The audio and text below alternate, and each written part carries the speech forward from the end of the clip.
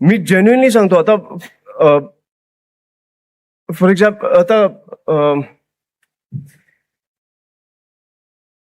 आता मी विसरायला लागलोय तुमच्या उत्साहामुळे, पण जेन्युइनली मी खरंच आता मला खरंच सुचत नाही. मी येतो परत, थांबा.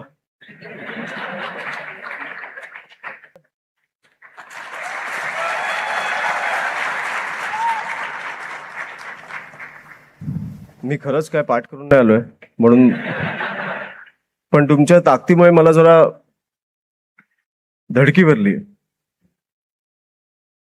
मी जेन्युइनली सांगतो. मी आज आता आधीचं आठवते ना का परत बोलू?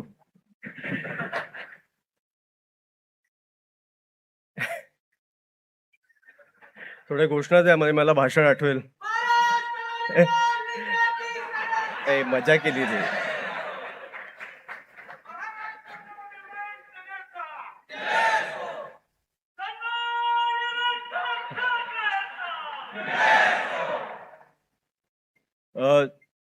सर्वप्रथम मला वाटतं की आपलं चालू व्हायच्या आधी ज्या ज्या लोकांनी, ज्या ज्या युवकांनी, ज्या ज्या तरुण तरुणींनी रस्त्यावर उतरून आंदोलन करून केंद्रातनं राजीनामा घेतलाय, त्यांच्या पालकांसाठी, त्या तरुणांसाठी मला वाटतं आपण खूप जोरदार टाळ्या वाजवल्या पाहिजे.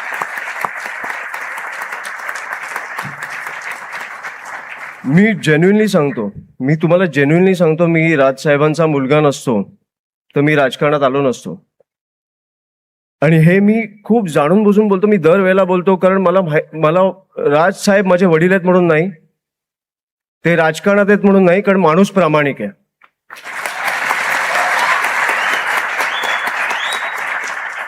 आणि मी हे पण छाती ठोकपणे सांगतो की तुमच्यासारखे सहकारी मला मिळाले नसते तर मी राजकारणात टिकलो नसतो.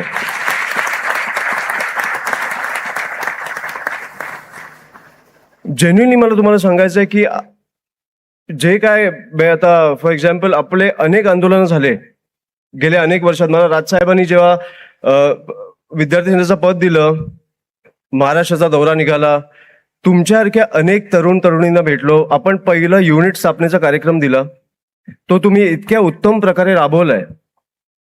त्याच्यानंतर आपण आज इथपर्यंत आलो.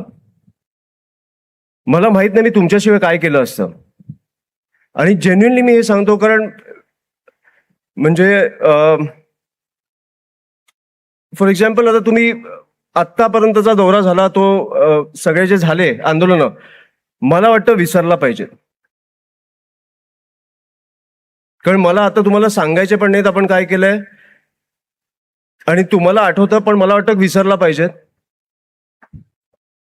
मला माहितीये आपण कुठच्याही आंदोलनात थांबलो नाही जोपर्यंत यश मिळालं नाही, जोपर्यंत त्या विद्यार्थ्यांना न्याय मिळाला नाही तोपर्यंत आपण थांबलो नाही. पण आपण हे सगळे आंदोलन विसरले पाहिजे, आपण पुढे गेलो पाहिजे. कारण आता राज्याची परिस्थिती काय झाली आहे, देशाची परिस्थिती काय झाली आहे हे आपण बघितलं पाहिजे. मला वाटतं सगळं विसरलो पाहिजे, आता पुढे जायचंय. मी जेन्युइनली सांगतो. आता फॉर एक्झाम्पल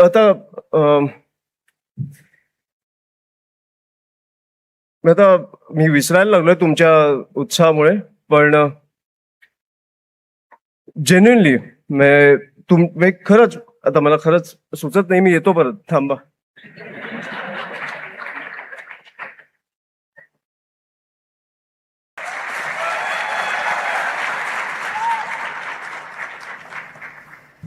मी खरंच काय पाठ करून नाही आलोय म्हणून, पण तुमच्या ताकदीमुळे मला जरा धडकी भरली. मी जेन्युइनली सांगतो. मी आज आता आधीचं आठवते ना का परत बोलू? पण जेन्युइनली मला आजपर्यंत आपण कामं केलेली तुम्ही विसरून जा. ह्याच्या पुढे आपल्याला काय करायचं हे लक्षात ठेवा. मला वाटतं की तुमची ताकद तुम्हाला कळली पाहिजे. आजपर्यंत म्हणजे आता तुम्ही गेल्या आठवड्यात बघा, आपण जेव्हा व्हॅन मधनं लोकांना बाहेर काढत होतो, विद्यार्थ्यांना बाहेर काढत होतो, हा माझ्यात कॉन्फिडन्स कुठून आला? तर मला माहिती आहे की तुमची ताकद माझ्या मागे आहे आणि राजसाहेब ठाकरे नावाची एक शक्ती माझ्या मागे आहे. म्हणून मला वाटतं की हा कॉन्फिडन्स माझ्यात आला. पोलीस पण तुम्ही बघितले असतील तर शांत का होते, घाबरलेले. तर मला वाटत नाही घाबरलेले पोलीस आहेत, ते महाराष्ट्राचे पोलीस आहेत. ते मला वाटतं ते कुठेतरी आदरयुक्त एक हे होतं त्यांना की दडपण, की कुठेतरी आपण शांत राहू. कारण मला माहिती आहे ह्या राज्यात पोलीस बांधवांसाठी जर कोण उभं राहिला असेल तर तो राज ठाकरे आहे आणि त्यांचे महाराष्ट्र सैनिक आहेत.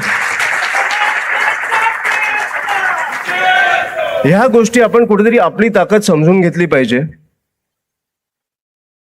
कारण ह्या आता मी तुम्हाला जेन्युइनली सांगतो, मी राजकारणी नाही ना, मला बोलता येतं, पण मला माहिती आहे की आपल्या राज्यात काय चालू आहे, आपल्या देशात काय चालू आहे. मी खूप भीषण एक परिस्थिती बघितली आहे गेल्या 1 महिन्यात, खूप भीषण. मी काठ्या घालून लोकांना मारतात, खिळे घालून लाठ्यांमध्ये लोकांना मारतायत काय, मुलींवर हात काय टाकतायत, कपडे काय फाडतायत. आत्ता ते चंद्रकांत दादा पाटील काय बोलले, चंपा काय बोलले ते, की दिल्लीत सगळ्या पोलिसांनी दगड उचलले, आंदोलनात सगळे दगड उचललेत आणि त्या फुटप्रिंट वरनं ते आता आधार कार्डला लिंक करणार आहेत. सगळे चंपाच्या घरी पाठवा. मला वाटतं की ह्या तरुणांनी केंद्रातनं राजीनामा आणलाय, राज्यातनं आणायला वेळ नाही लागणार.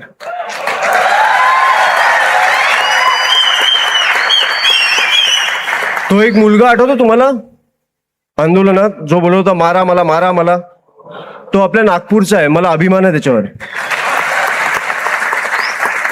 आपल्या फडणवीस साहेबांच्या शहरातला आहे तो, मला अभिमान आहे त्या मुलावर. पण आपल्या मुख्यमंत्री साहेबांना कधी वाटलं नाही की त्याच्यावर बोलावं. कारण राजकारणात आपण एवढे फसलोय. मला आज फक्त मी तुमच्यासमोर एवढं ह्याच्यासाठी आलोय की तरुणांना एक मेसेज द्यायला आलोय. 5 वर्षातनं एकदा निवडणूक येते, 5 वर्षातनं एकदा तुम्हाला मतदान करायला मिळतं. मतदान तुम्ही कशासाठी करता, मला उत्तम रोजगार मिळावा, माझ्या मुला मुलींना उत्तम शिक्षण मिळावं, शेतकऱ्यांचं भलं व्हावं. आज दिवसाला 8 शेतकरी ऑन अन ॲव्हरेज आत्महत्या करतायत. लाडकी बहिणीचं मी बोलायला नको, आपल्या रस्त्यांमध्ये खड्डे नको. तुम्ही आमच्यासाठी एक उत्तम मुंबई पुणे बांधलंय, ते एका महिन्यात कोसळायला नको. पेट्रोलमध्ये इथेनॉल नको. आपल्या बेसिक गरजा आहेत. ह्या बेसिक गरजांसाठी तुम्ही त्यांना 5 वर्षातनं एकदा मतदान करता. 4 वर्ष ते तुमची कामं करत नाहीत आणि 5व्या वर्षी तुम्हाला तुमची जात ही संकटात दिसायला लागते, धोक्यात दिसायला लागते. तुमचा धर्म हा तुम्हाला धोक्यात दिसायला लागतो.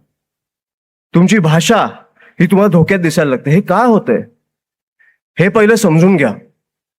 4 वर्ष काही नसतं, 5व्या वर्षी काय येतं. कारण ते जिकडे अयशस्वी झाले तिकडे ते तुम्हाला आता फसवून फसवतायत की आता 5व्या वर्षी आम्ही हे करून, मला वाटतं की ह्या गोष्टीवरनं हे लोक पेटतील. हे तुम्हाला कळायला पाहिजे कुठेतरी.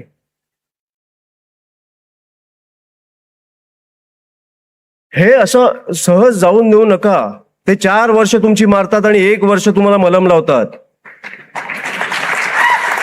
ह्या गोष्टी विसरू नका. मला तरुणांना एवढाच संदेश द्यायचा आहे की ज्या ह्या गोष्टी घडतात, ज्या तुमच्या आयुष्यात, म्हणजे जे तुमच्या आयुष्यात तुम्ही ज्याच्यासाठी एका माणसाला मतदान करता, त्यांनी जर 5 वर्ष काम नाही केलं, बदला. त्या राजकारणाने तुमची भीती वाटू द्या. आता कसं झालंय की राजकारणाने एक फॉर्म्युला मिळालाय. 5व्या वर्षी काय करायचं, 5व्या वर्षी तुम्ही काय करायचं हे तुम्ही ठरवलं पाहिजे. म्हणून मी आज तुमच्या समोर आलोय आणि ते आपण आता ह्याच्या पुढे करणार आहोत. त्याच्यामुळे आपण आता 1 तारखेला सदस्य नोंदणी आपण आपली जाहीर करत आहोत. आजपासून मी सगळीकडे फिरणार आहे, जिथे जिथे शक्य होईल तिकडे जाणार आहे. पण जिथे शक्य नाही होणार, सदस्य नोंदणी झाल्यावर माझा महाराष्ट्राचा दौरा निघणार आहे. मला प्रत्येक सदस्याला भेटायचं आहे, मला प्रत्येक विद्यार्थ्याला भेटायचं आहे. आणि 1 असेल, 100 असतील, 1000 असतील, विद्यार्थी असतो, तरुण असतो, त्याची प्रॉब्लेम तेवढीच मोठी असते. आपल्यासाठी छोटी असली तरी त्याच्यासाठी मोठी असते. त्याच ह्याच्यानी तुम्हाला ते समोर जायचंय. त्याच्यामुळे मी एवढंच सांगायला तुमच्या समोर आलोय. आणि मला वाटतं की जगाला हेवा वाटेल असा महाराष्ट्र मला वाटतं राजसाहेबांच्या हातो घडो, आणि तो घडेलच. पण महाराष्ट्राला हेवा वाटेल अशी विद्यार्थी संघटना मला उभी करायची, आणि मला वाटतं तुमच्या सहकार्याने मी ती